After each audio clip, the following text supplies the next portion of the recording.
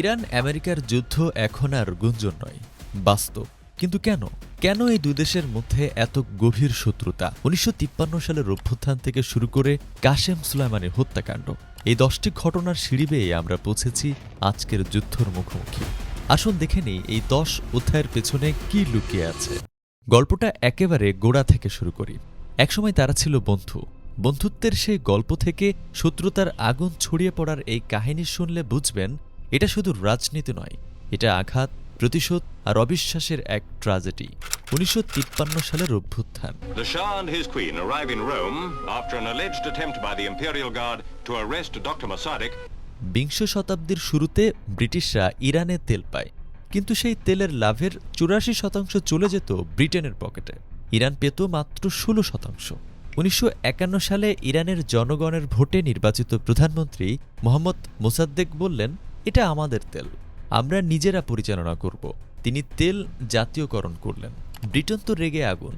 তারা আমেরিকার সিআইএকে নিয়ে চক্রান্ত করল। ১৯৫৩ সালে এক অভ্যুত্থান করে মোসাদ্দেককে উৎখাত করা হলো। আনলেন শাহ পাহলভিকে, যিনি ছিলেন একজন স্বৈরশাসক এবং আমেরিকার হাতের পুতুল। Upon his return from the maneuvers, the Iranian monarch visits New York.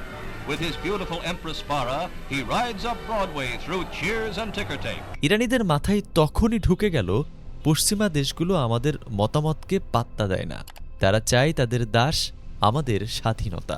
এটাই সেই বীজ যা পরে বিষ বৃক্ষ হয়ে উঠল।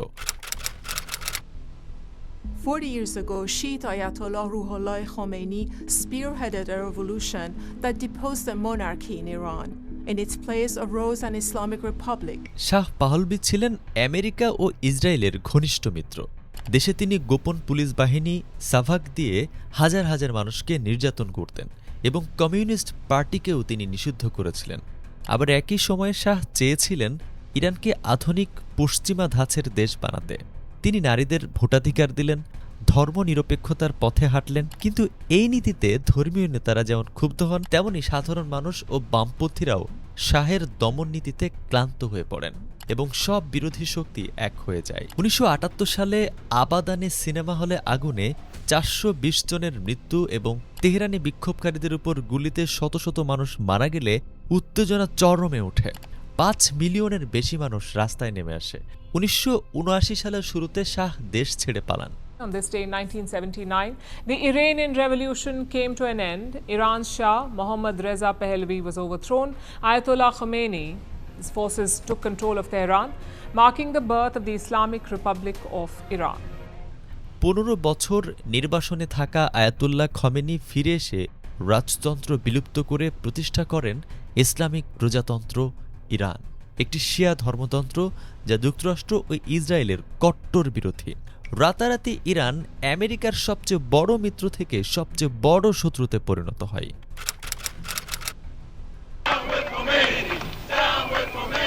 If President Carter does not release the Shah, he has to give us back the Shah.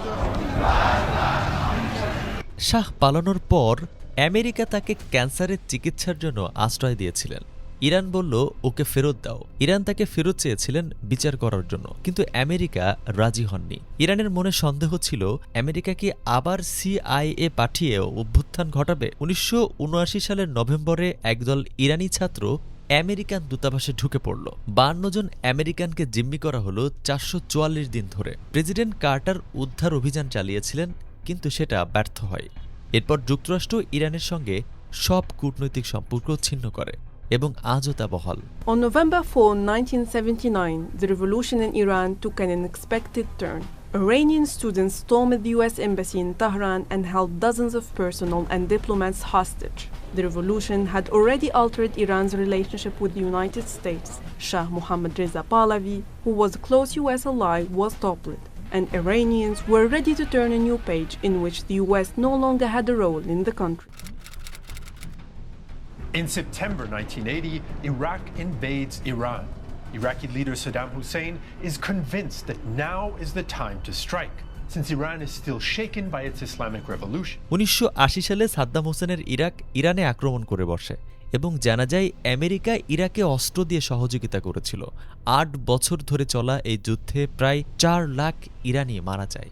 1988 সালের জুলাই পারস্য উপসাগরে আমেরিকান ক্রুজার ভিনসেনেস ইরানি জলসীমায় ঢুকে পড়ে। ঠিক তখনই তেহরান থেকে দুবাই যাওয়া ইরান এয়ার ফ্লাইট 655 নামের বাণিজ্যিক বিমানটি উড়ছিল। ভুলবশত ইরানি ফাইটার জেট মনে করে একটি ক্ষেপণাস্ত্র নিক্ষেপ করা হয় এবং 290 জন যাত্রী মারা গিয়েছিল। আমেরিকা স্বীকার করে এটি তাদের ভুল ছিল, কিন্তু ইরানের কাছে এটা ছিল ইচ্ছাকৃত হত্যা। আজও এই ঘটনা তাদের জাতীয় স্মৃতিতে পুড়ে বসে আছে। Right now, 20% of the planet's entire oil supply is trapped. It's held hostage behind a microscopic stretch of water so small you could easily miss it on a map, the Strait of Hormuz. 1995 সালে Clinton প্রশাসন ইরানের সাথে সব American কোম্পানির লেনদেন নিষিদ্ধ করে। কার্যত দুই দেশের মধ্যে বাণিজ্য বন্ধ হয়ে যায়। মধ্যপ্রাচ্যে তেলের উপর আমেরিকার বড় ধরনের স্বার্থ রয়েছে। ইরান বিশ্বের অন্যতম বৃহত্তম তেল মজুতকারী দেশ এবং তারা হরমুজ প্রণালী নিয়ন্ত্রণ করে, যেখান দিয়ে বিশ্বের প্রায় 20% তেল পরিবহন করা হয়। ইরান প্রায়ই প্রণালী বন্ধ করে দেওয়ার হুমকি দেয়, যা সরাসরি আমেরিকার বিশ্ব অর্থনীতি ও প্রভাবের উপর আঘাত। তেল বাজারের এই নিয়ন্ত্রণ যুদ্ধের অন্যতম নেপথ্য কারণ।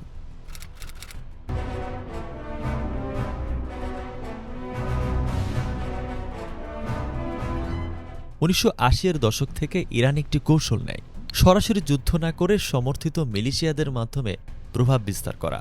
লেবাননের হিজবুল্লাহ, গাজার হামাস, ইয়েমেনের হুতি এরা সবাই ইরানের সমর্থনে তৈরি। 1983 সালে হিজবুল্লাহর বৈরুতে মার্কিন দূতাবাসে বোমা হামলা চালিয়ে 17 জন আমেরিকানকে মারে। 1984 সালে আমেরিকা ইরানকে সন্ত্রাসের রাষ্ট্রীয় পৃষ্ঠপোষক তালিকাভুক্ত করে এবং সেই তালিকায় আজও আছে Iran. The Iran deal is defective at its core. The United States will withdraw from the Iran nuclear deal. 2000 সালের পর ইরানের পারমাণবিক কর্মসূচি নিয়ে উত্তেজনা বাড়তে থাকে। আমেরিকার আশঙ্কা ছিল ইরান যদি পারমাণবিক বোমা বানায় তাহলে ইসরায়েলের অস্তিত্ব হুমকির মুখে পড়বে। 2003 সালে আমেরিকা ইরান আক্রমণ করে। অজুহাত ছিল ইরাকের কাছে পারমাণবিক অস্ত্র আছে। পরবর্তীতে দেখা গেল সব মিথ্যা। ইরান ও উত্তর কোরিয়া এই বার্তা পেল যার কাছে অস্ত্র নেই তার উপরেই হামলা হয়। উত্তর কোরিয়া দ্রুত পারমাণবিক বোমা তৈরি করল। ইরানও নিজস্ব কর্মসূচি জোরদার করল।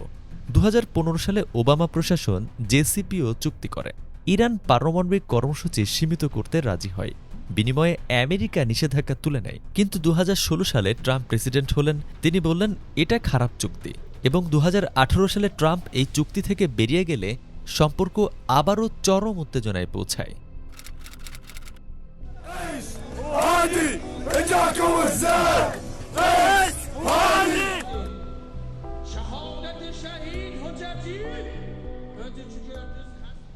দু 2019 সালের ডিসেম্বরের শেষ দিকে ইরাকে মার্কিন ঘাঁটিতে রকেট হামলায় এক আমেরিকান নাগরিক নিহত ও 4 সেনা আহত হলে যুক্তরাষ্ট্র ইরান সমর্থিত মিলিশিয়াদের দায়ী করে। 29 ডিসেম্বর তারা ইরাক ও সিরিয়ায় ওই মিলিশিয়াদের অস্ত্রের ডিপোতে বিমান হামলা চালায়। এতে 25 জন নিহত হয়।